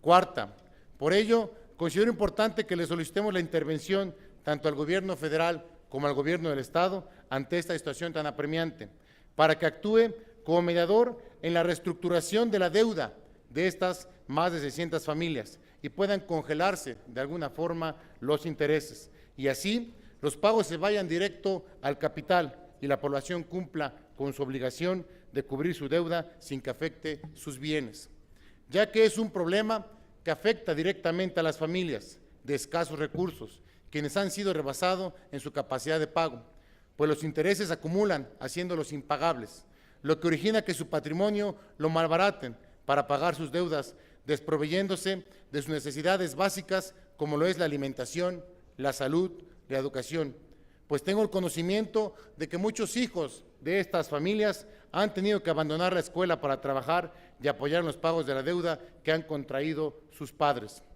De ahí que es importante que la SEDECO y la Delegación de la Secretaría de Economía en la entidad instrumenten acciones que permitan a la ciudadanía reactivar la economía local y regional con base a proyectos que puedan ser una realidad, fomentando la planeación financiera y capacitando a los microempresarios para que con la finalidad de que no fracasen en su cometido y con ello se puedan consolidar los pequeños negocios o en su caso se aperturen nuevos establecimientos que puedan brindar servicios que sean viables y útiles a la población y se puedan acercar a los créditos que aquellas personas que por diversos motivos no tienen acceso a la banca comercial, tomando en cuenta el nivel de educación y las características de la región, para poder promover productos propios de esta misma, pero sobre todo es importante concientizar a la población que los microcréditos son un instrumento idóneo para mejorar las condiciones de vida de las familias y que están dirigidos a contribuir a su integración social, de ahí la necesidad de concientizar al beneficio de que este apoyo no debe ser utilizado para otros fines ni malversarlo. Además de que, de acuerdo con estudios socioeconómicos, los microcréditos permiten a muchas personas emprender actividades comerciales y productivas, mejorar sus ingresos y, tanto o más importante, obtener el beneficio simbólico de la autovaloración a través de la inserción activa en su medio social. Por lo anterior, en fundamento en el artículo 136 de la Ley Orgánica del Poder Legislativo vigente en la entidad, propongo el siguiente acuerdo económico. Primero, que esta soberanía exhorte respetuosamente a la Secretaría de Desarrollo Económico y a la Delegación de la Secretaría de Economía para que funjan como mediadores ante las instituciones de crédito para que la población pueda reestructurar sus deudas y con ello hacer frente a sus compromisos pactados. De igual forma, conforme a los productos y servicios del Distrito 17, promuevan microcréditos con mayor énfasis a los grupos vulnerables como lo son las madres solteras, discapacitados, adultos mayores y que reactiven su economía sin descuidar su gasto familiar. Segundo, se exhorta a la delegación de la Comisión Nacional para la Defensa de los Usuarios de las instituciones financieras en el Estado, a efecto de que acuda a hacer una revisión integral a los municipios que integran el Distrito 17 para que supervise las condiciones en que están operando las cajas de ahorro o establecimientos que oferten microcréditos, así como para que puedan difundir los derechos de los usuarios y puedan recibir las quejas en contra de estos establecimientos mercantiles. Es cuanto, diputado presidente. Gracias, diputado. Solicito a la Secretaría turne el planteamiento del diputado Javier Amador de la Fuente a la primera Comisión Permanente de Fomento Cooperativo, Economía, Industria y Comercio y Servicios, para los efectos que procedan. Se concede el uso de la palabra al diputado Rosalío Santana Velázquez del Partido Verde Ecologista de México hasta por 10 minutos.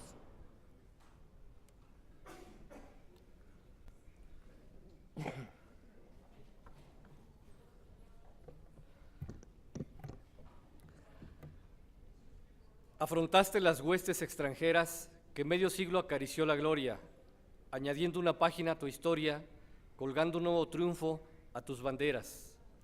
Trajo el destino su brillante día como la luz del sol sobre la niebla, en los campos históricos de Puebla. Dios bendijo tus armas, patria mía. Extracto de la composición de Juan A. Mateos, leída el 20 de mayo de 1862, al levantarse el estado de sitio de México, en honor al triunfo del 5 de mayo sobre el ejército francés. Con su venia, diputado presidente. Adelante, diputado. Tras el triunfo de las fuerzas constitucionalistas en la batalla de Calpulalpan el 22 de diciembre de 1860, que marcó el fin de la Guerra de Reforma y la desintegración del ejército conservador, el presidente Benito Juárez instaló el gobierno de la República en la Ciudad de México en enero de 1861, después de haber convocado el 6 de noviembre de 1860 a elecciones extraordinarias de diputados y presidente constitucional. Con la legitimación como presidente electo, Juárez decretó medidas urgentes en los ámbitos políticos y económico para que México se fortaleciera, después de 3 años de incesantes enfrentamientos entre grupos conservadores y liberales, que devinieron en que las arcas del gobierno se encontraran vacías. Las aduanas, principal fuente de ingresos de la Federación, se encontraban destinadas al pago de la amortización e intereses de la deuda exterior. Los impuestos federales eran controlados por los estados para invertirlos en la creación y sostenimiento de las tropas liberales. La economía se encontraba paralizada en casi todos sus ámbitos. Ante este panorama, Guillermo Prieto, entonces ministro de Hacienda, propuso un esquema financiero que permitiera dar inicio a la recuperación económica de México, disminuyendo los gastos militares, suspendiendo el pago de la deuda pública interior y exterior, asegurando con ello los ingresos aduanales. Proyecto fiscal que no fue apoyado en su momento, para posteriormente ser aceptado al enviarse el 27 de mayo de 1861 al Congreso de la Unión para su estudio y análisis.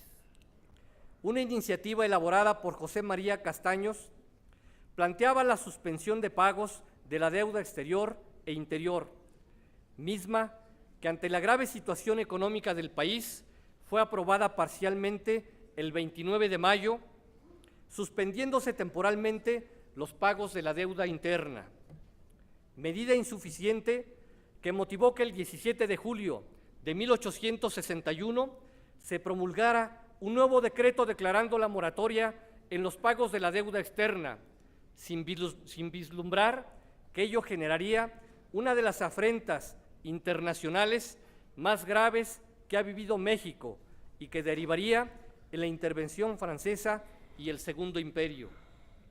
En enero de 1862, la Triple Alianza, integrada por tropas francesas, españolas y británicas, invadieron México en protesta por la suspensión de los pagos de la deuda extranjera decretada por el presidente Benito Juárez, logrando negociarse con España e Inglaterra su retiro, firmando los Tratados de la Soledad, mediante los cuales reconocían el gobierno de Juárez y el respeto a la integridad, la independencia y la soberanía nacional. Sin embargo, el 17 de abril de 1862, los franceses, violentando los acuerdos de la Soledad, iniciaron su avance en territorio mexicano con miras no a asegurar el pago de los créditos a su favor, sino con el interés de Napoleón III en establecer un imperio americano que contuviera la expansión anglosajona. Fue así que el 5 de mayo de 1862, los invasores franceses, bajo el mando del general francés Charles Létrier, conde de Lorenzés, atacaron Puebla, último frente para llegar a la Ciudad de México y tomar la capital. Lorenzés, despreciando a su enemigo, mandó un mensaje demasiado arrogante, en la cual expresaba: somos tan superiores a los mexicanos en organización, en disciplina, raza, moral y refinamiento, que desde este momento, al mando de nuestros 6,000 valientes soldados, ya soy el amo de México. Puebla estaba protegida por los fuertes de Loreto y Guadalupe, en la que el general Ignacio Zaragoza tenía casi 6,000 hombres con la orden de impedir el avance francés. Una tercera parte militares preparados, y el resto, reclutas y mexicanos voluntarios, comprometidos con la defensa de la independencia de México. Hoy vais a pelear por un objeto sagrado, vais a pelear por la patria, y yo os prometo que en la presente jornada conquistaréis un día de gloria. Vuestros enemigos son los primeros soldados del mundo, pero vosotros sois los primeros hijos de México. Soldados, leo en vuestras frentes la victoria y la fe. ¡Viva la independencia nacional! ¡Viva la patria! Bajo esa consigna, Ignacio Zaragoza comandó al ejército mexicano con poco menos de 6,000 hombres para enfrentar un ejército ligeramente superior en número y muy superior en entrenamiento, recursos, armas, víveres y municiones. Auxiliado por los contingentes de los generales Porfirio Díaz, Miguel Negrete, Felipe Berrizábal y la caballería del coronel Antonio Álvarez, motivó la defensa del país, la libertad y la independencia, derrotando al que en ese entonces era considerado el mejor ejército del mundo. Hecho histórico que hoy me honro en resaltar, citando el 5 de mayo como un día de heroísmo y satisfacción para los mexicanos, que marcó nuestra historia y la unión para preservar nuestra libertad y la defensa de nuestros derechos. El ejército mexicano se ha cubierto de gloria. Puedo afirmar con orgullo que ni un solo elemento volvió la espada al enemigo durante la larga lucha que tuvo que sostener. Ignacio Zaragoza. Es cuanto, diputado presidente. Gracias, diputado. Solicito a la diputada vicepresidenta Dora Luz Castelán Neri me permita hacer uso de la palabra.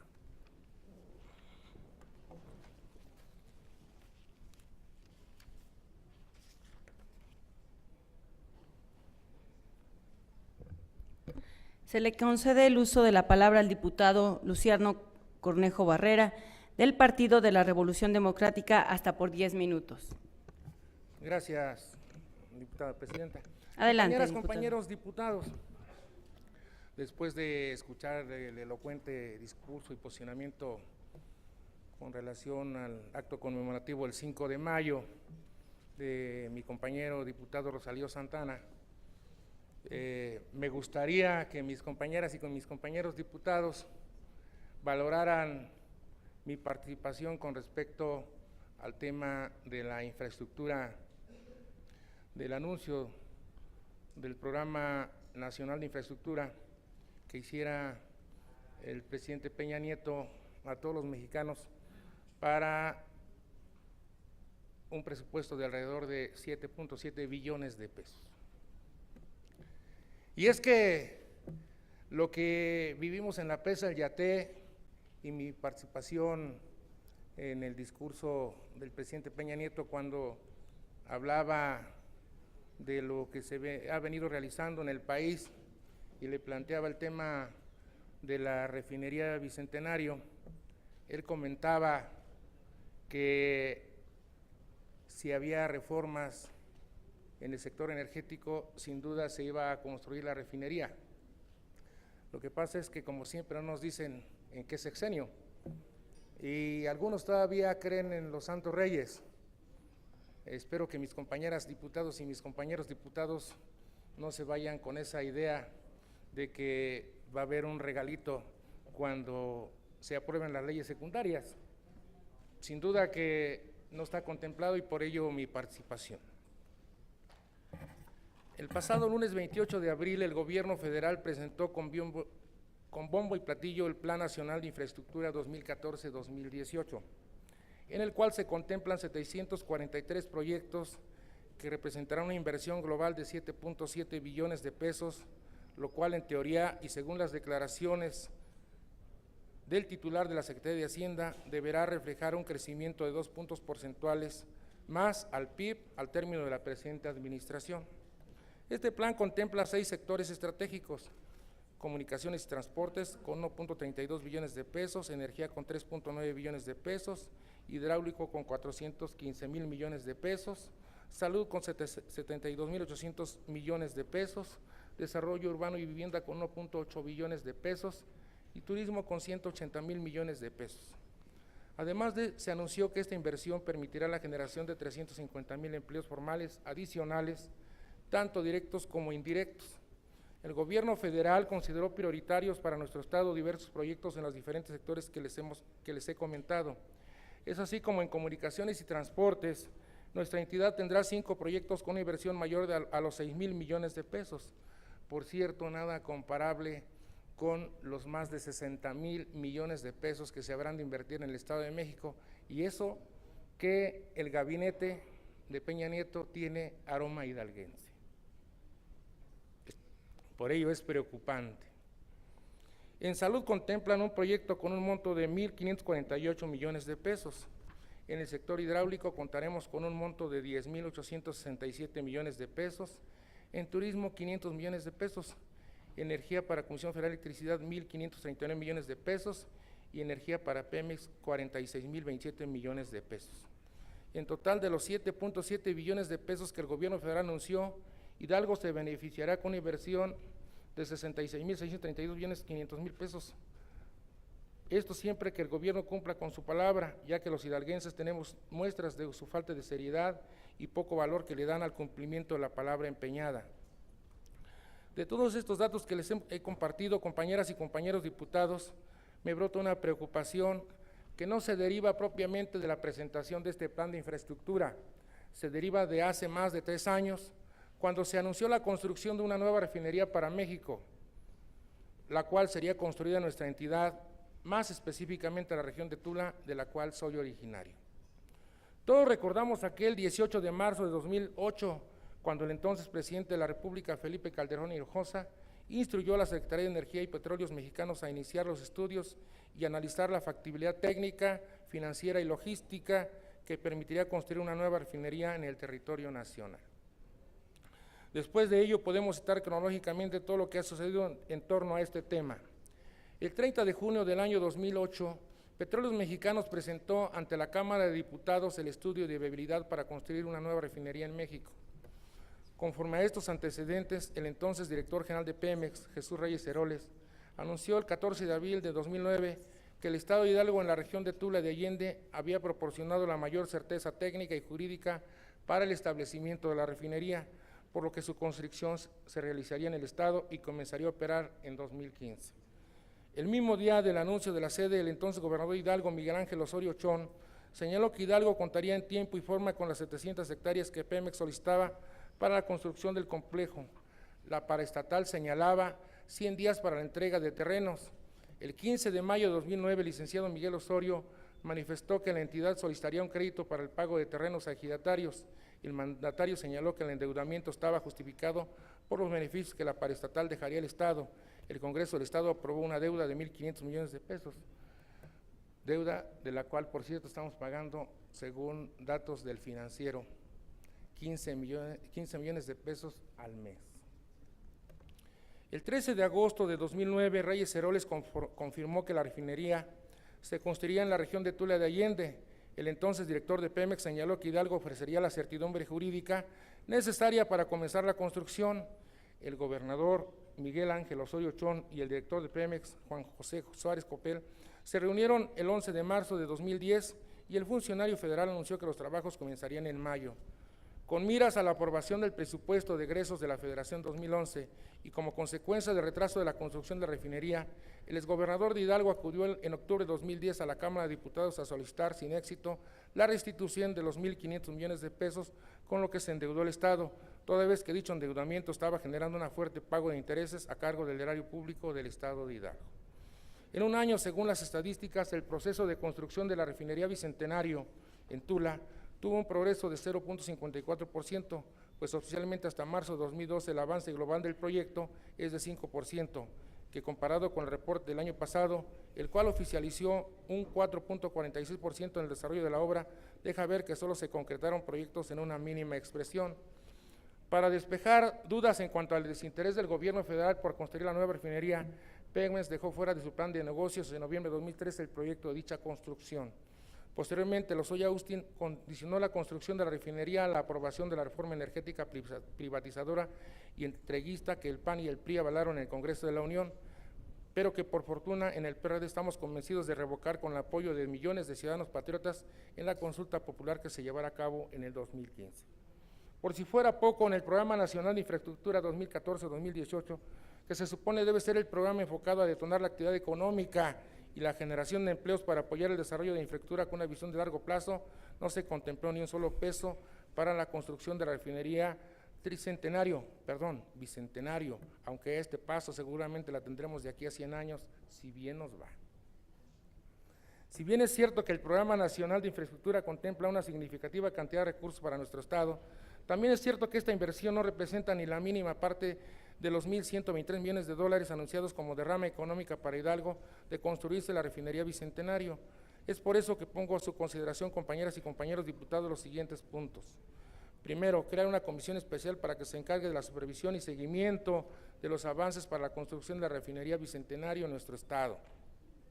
Segundo, realizar atento exhorto al titular del Poder Ejecutivo, así como a su secretario de Hacienda, para que se incorpore en el Plan Nacional de Infraestructura 2014-2018 la construcción de la refinería Bicentenario, o en su defecto que el gobierno federal pague el adeudo que se tiene de este concepto para sanear las finanzas públicas de nuestro Estado.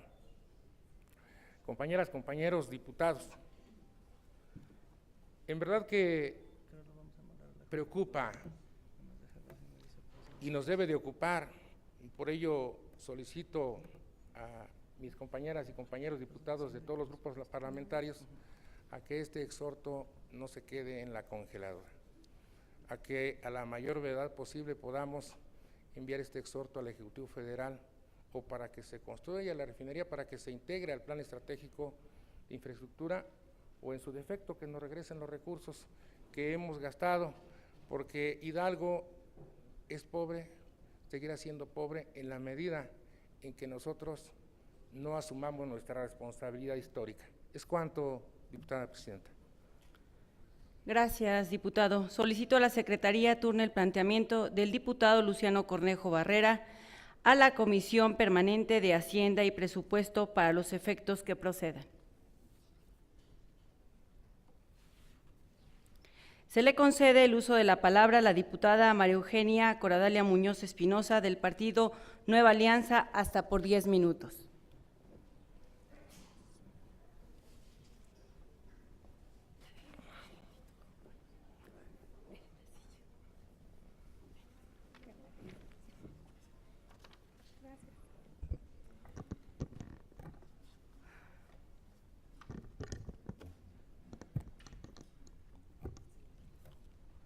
Con la venia de la presidencia.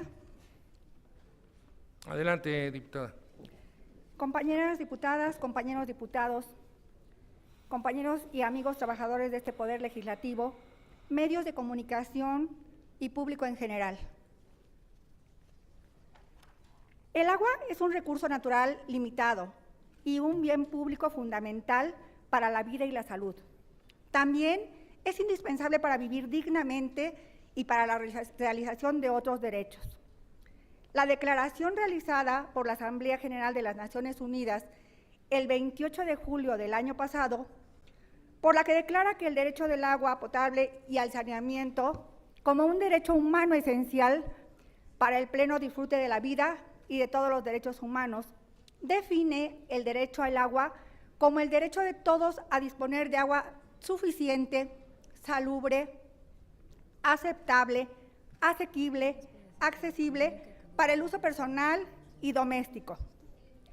Debe ser accesible tanto desde el punto de vista físico, es decir, que todas las personas puedan acceder al agua sin tener que hacer un gran esfuerzo de traslado, como accesible en términos económicos, es decir, asequible para cualquier persona, sin ningún tipo de discriminación, garantizando que las personas que viven en una situación de mayor vulnerabilidad puedan acceder al agua en igualdad de condiciones.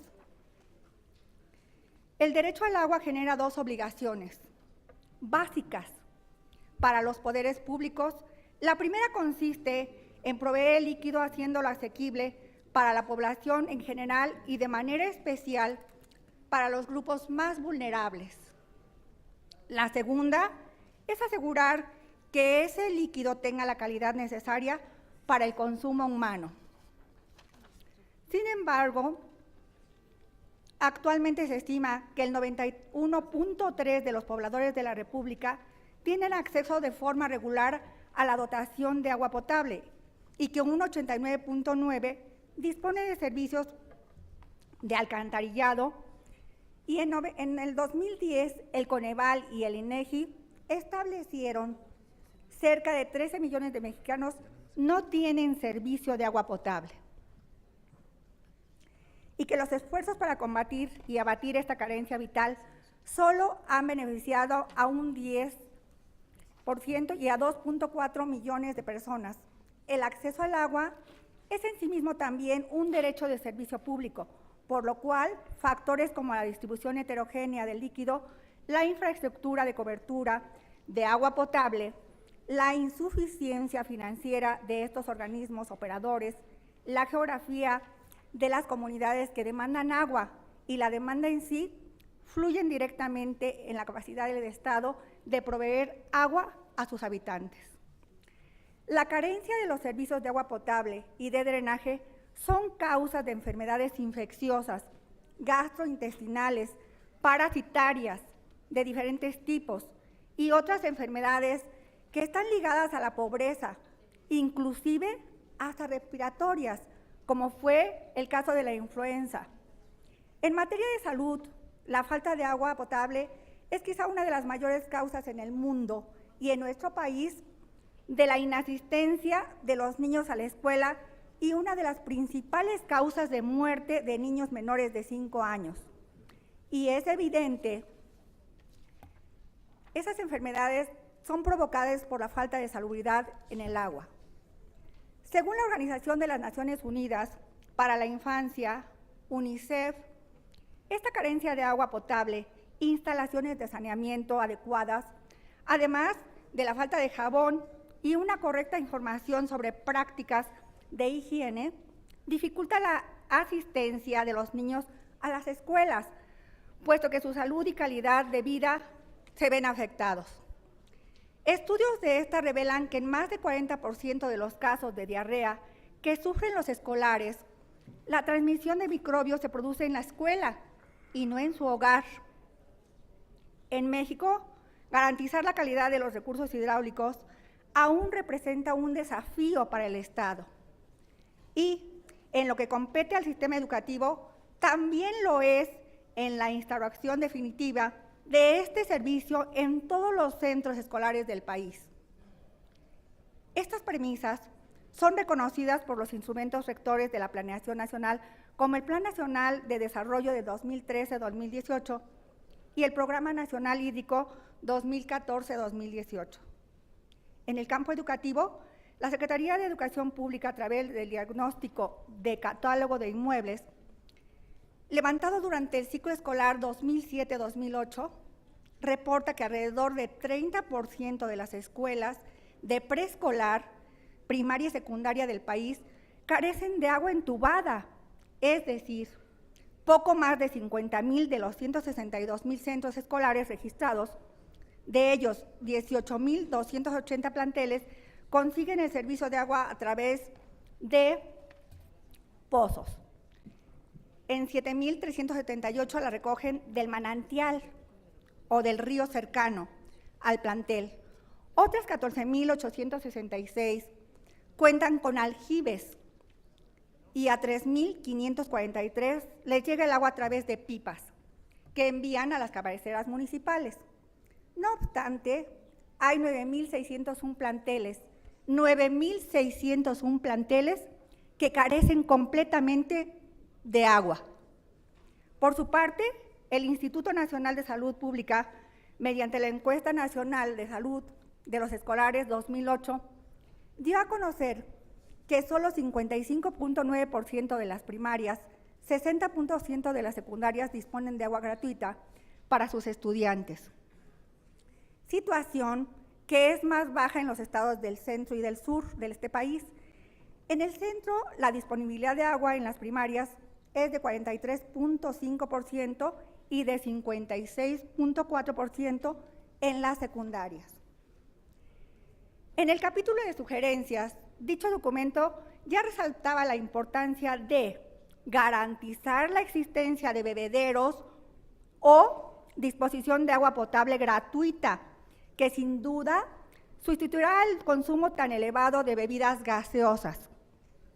Esta propuesta finalmente fue retomada y aprobada por el Senado el pasado 12 de febrero del año en curso, por lo que ahora la Ley General de la Infraestructura Física Educativa otorga atribuciones al Instituto Nacional de la Infraestructura Física Educativa, INIFED, para garantizar, en colaboración de la Secretaría de Salud, que los planteles de educación básica y media superior o equivalente cuenten con depósitos equipados con filtros de agua o bebederos públicos. Ahora bien, en el estado de Hidalgo, la falta de agua potable en las escuelas primarias es un problema importantísimo que es necesario atender. Actualmente, 75 escuelas se abastecen mediante pozos, 95 de un manantial o un río, 50 la reciben en un aljibe y 52 la reciben a través de una pipa. Lo anterior significa que 272 escuelas del estado no se encuentran conectadas a la red de agua potable y la que ingieren los niños y niñas es de muy mala calidad. Asimismo, en cuanto al servicio de drenaje, resulta abrumador el siguiente dato. 717 instituciones educativas del nivel primario no se encuentran conectadas al servicio de drenaje a la red pública, lo cual en parte se debe a las carencias del servicio en muchas comunidades del estado, por falta de recursos de los municipios respectivos, pero también a que no se han destinado los recursos necesarios para invertir más en este rubro fundamental. En el mismo sentido, y por importancia, no debemos dejar de señalar que actualmente 129 escuelas primarias del estado carecen del servicio de energía eléctrica, lo cual significa que están impedidos de realizar una serie de actividades que requieren de ese servicio, como es el caso de la computación o la recepción-transmisión de eventos educativos por medios electrónicos, lo cual significa una marcada desventaja para los alumnos de estos planteles educativos. El artículo 4 de la Constitución General establece como un derecho humano el derecho al agua, estableciendo que toda persona tiene derecho al acceso, disposición y saneamiento de agua para consumo personal y doméstico en forma suficiente, salubre, aceptable y asequible. El Estado garantizará este derecho y la ley definirá las bases, apoyos y modalidades para el acceso y uso equitativo y sustentable de estos recursos hídricos. Estableciendo la participación de la Federación, las entidades federativas, ojalá y pueda terminar con su ya termino, federativas y los municipios, así como la participación de la ciudadanía para la consecución de dichos fines. Sin embargo, la carencia de agua y de instalaciones básicas sanitarias, un factor que pone en riesgo y en peligro la salud y educación de miles de nuestros niñas y niños en edad escolar.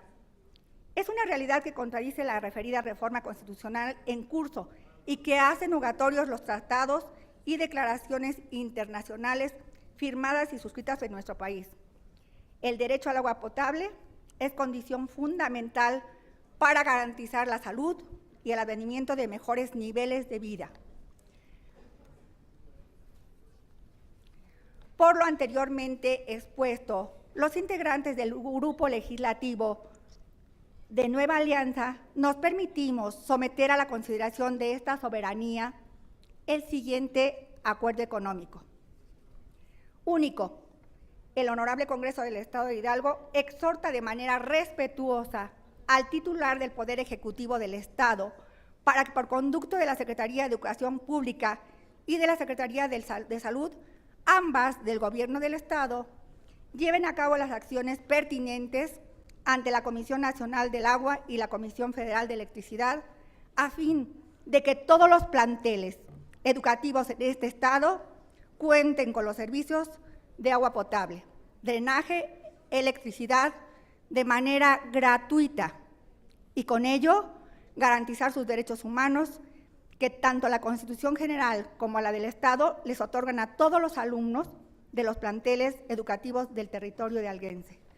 Atentamente, integrantes del Grupo Legislativo de Nueva Alianza, dado en el Salón de Sesiones del Honorable Congreso del Estado Libre y Soberano, a los 6 días del mes de mayo del año 2014. Es cuanto, diputado presidente. Gracias, diputada. Solicito a la Secretaría de Turno el planteamiento de la diputada María Eugenia Coradalia Muñoz Espinosa a las primeras comisiones conjuntas de Desarrollo Agropecuario, Recursos Hidráulicos y de Educación, para los efectos que procedan. Informo, compañeras, compañeros diputados, que el día de hoy iniciaron las convenciones digitales del tercer Parlamento Infantil en Actopan y Apan, por lo cual la diputada Edith Avilés Cano y la diputada María Gloria Hernández Madrid asistieron con la representación del Congreso. No habiendo más asuntos que tratar, se levanta la sesión y se cita a las señoras y señores diputados para el próximo día jueves 8 de mayo del año en curso a las 11 horas.